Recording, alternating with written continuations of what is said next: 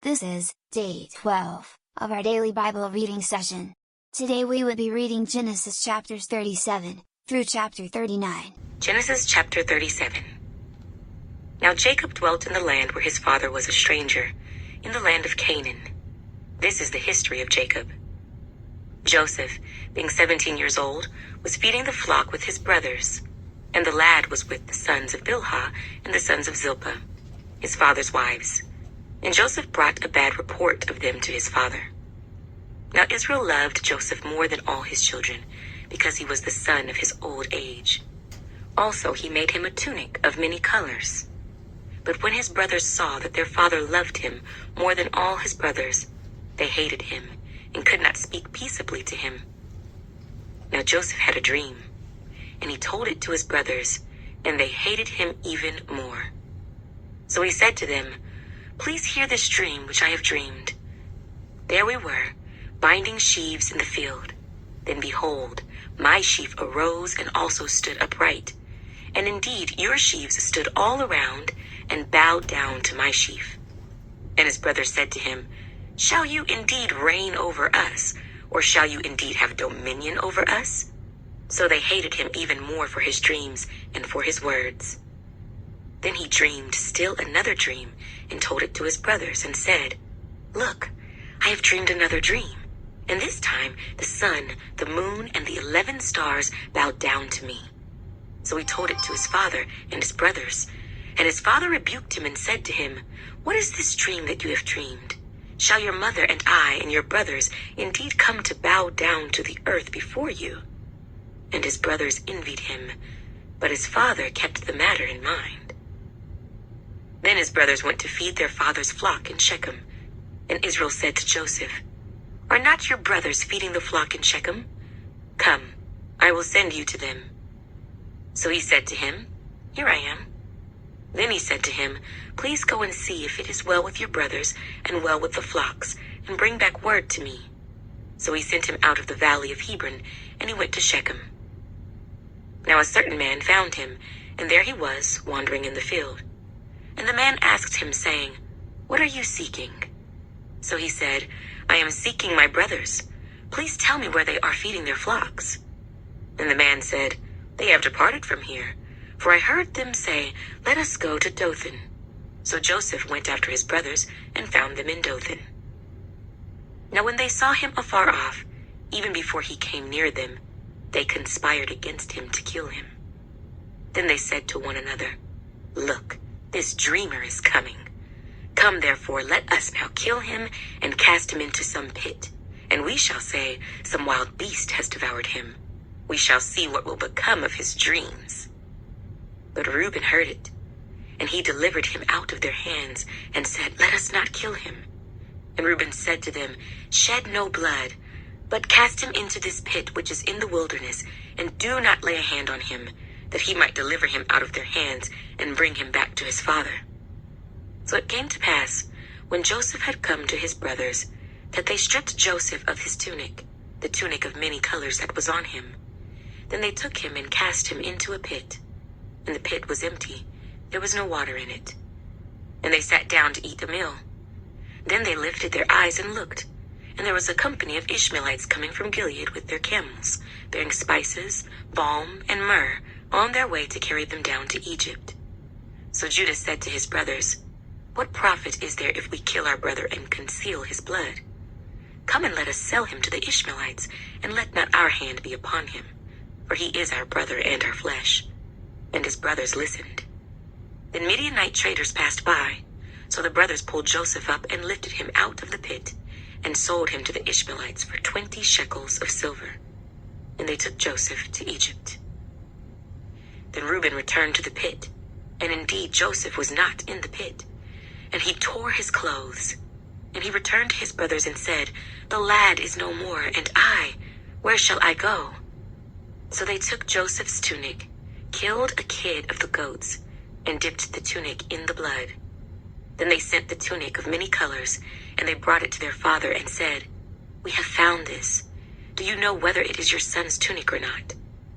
And he recognized it and said, "It is my son's tunic. A wild beast has devoured him." Without doubt, Joseph is torn to pieces. Then Jacob tore his clothes, put sackcloth on his waist, and mourned for his son many days. And all his sons and all his daughters arose to comfort him, but he refused to be comforted. And he said, "For I shall go down into the grave to my son in mourning." Thus his father wept for him. Now the Midianites had sold him in Egypt to Potiphar, an officer of Pharaoh and captain of the guard. Genesis chapter 38. It came to pass at that time that Judah departed from his brothers, and visited a certain Adullamite whose name was Hira. And Judah saw there a daughter of a certain Canaanite, whose name was Shua, and he married her, and went into her. So she conceived and bore a son, and he called his name She conceived again and bore a son, and she called his name Onan. And she conceived yet again and bore a son, and called his name Shelah. He was at Chezib when she bore him. Then Judah took a wife for his firstborn, and her name was Tamar. But Judah's firstborn, was wicked in the sight of the Lord, and the Lord killed him. And Judah said to Onan, "Go into your brother's wife and marry her, and raise up an heir to your brother."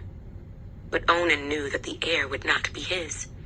And it came to pass, when he went into his brother's wife, that he emitted on the ground, lest he should give an heir to his brother.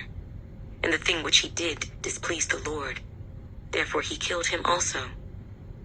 Then Judah said to Tamar, his daughter-in-law, "Remain a widow in your father's house till my son Shelah is grown," for he said, lest he also die like his brothers. And Tamar went and dwelt in her father's house. Now in the process of time, the daughter of Shua, Judah's wife, died. And Judah was comforted, and went up to his sheep shearers at Timnah, he and his friend Hira the Adullamite.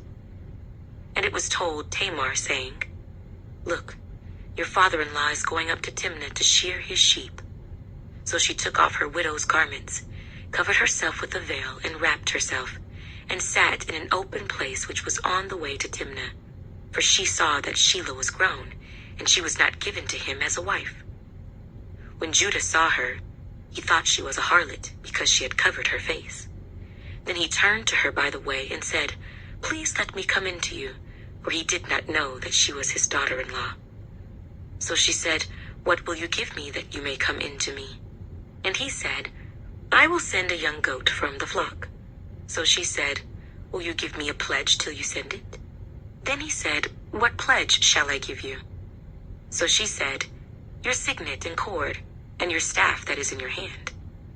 Then he gave them to her, and went in to her, and she conceived by him. So she arose and went away, and laid aside her veil, and put on the garments of her widowhood. And Judah sent the young goat by the hand of his friend the Adullamite, to receive his pledge from the woman's hand, but he did not find her. Then he asked the men of that place, saying, "Where is the harlot who was openly by the roadside?" And they said, "There was no harlot in this place." So he returned to Judah and said, "I cannot find her." Also the men of the place said there was no harlot in this place. Then Judah said, "Let her take them for herself, lest we be shamed, for I sent this young goat, and you have not found her." And it came to pass, about 3 months after, that Judah was told, saying, "Tamar, your daughter-in-law, has played the harlot. Furthermore, she is with child by harlotry." So Judah said, "Bring her out, and let her be burned." When she was brought out, she sent to her father-in-law, saying, "By the man to whom these belong, I am with child." And she said, "Please determine whose these are, the signet and cord and staff." So Judah acknowledged them and said, "She has been more righteous than I, because I did not give her to Shelah my son." And he never knew her again. Now it came to pass, at the time for giving birth, that behold, twins were in her womb. And so it was, when she was giving birth, that the one put out his hand, and the midwife took a scarlet thread and bound it on his hand, saying, "This one came out first." Then it happened, as he drew back his hand, that his brother came out unexpectedly, and she said, "How did you break through? This breach be upon you." Therefore his name was called Perez. Afterward his brother came out, who had the scarlet thread on his hand, and his name was called Zerah. Genesis chapter 39. Now Joseph had been taken down to Egypt, and Potiphar, an officer of Pharaoh, captain of the guard, an Egyptian, bought him from the Ishmaelites who had taken him down there. The Lord was with Joseph, and he was a successful man, and he was in the house of his master the Egyptian. And his master saw that the Lord was with him, and that the Lord made all he did to prosper in his hand. So Joseph found favor in his sight, and served him. Then he made him overseer of his house, and all that he had he put under his authority. So it was, from the time that he had made him overseer of his house, and all that he had, that the Lord blessed the Egyptian's house for Joseph's sake.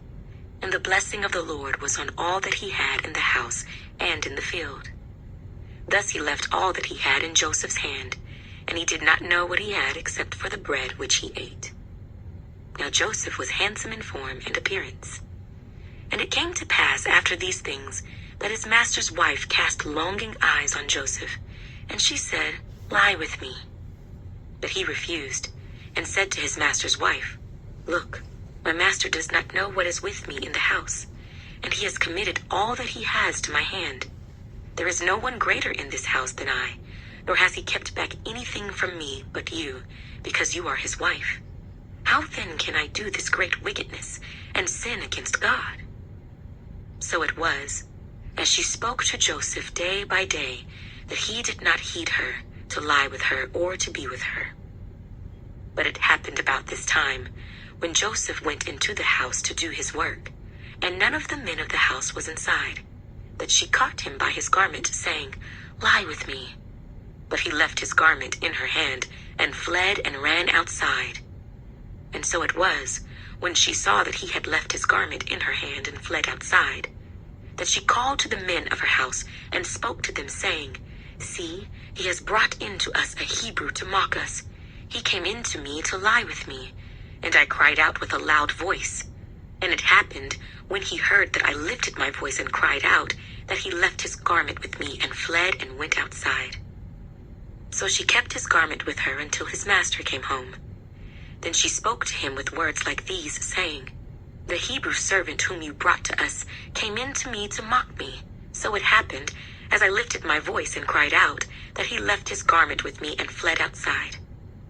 So it was, when his master heard the words which his wife spoke to him, saying, "Your servant did to me after this manner," that his anger was aroused.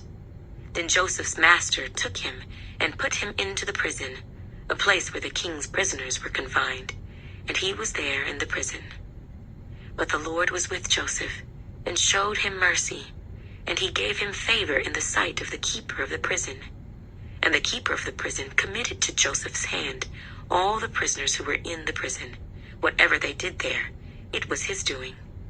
The keeper of the prison did not look into anything that was under Joseph's authority, because the Lord was with him, and whatever he did, the Lord made it prosper.